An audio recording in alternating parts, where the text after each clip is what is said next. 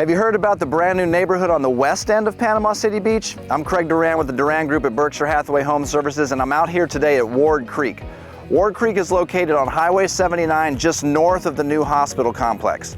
You can come out here now and you can see construction has already started. In fact, one of the builders has started 5 homes already. They're building the model home and 4 other homes. Construction is underway right now. When this is all complete, there's going to be 1,600 total units in here. It's going to be a mixture of homes and townhomes.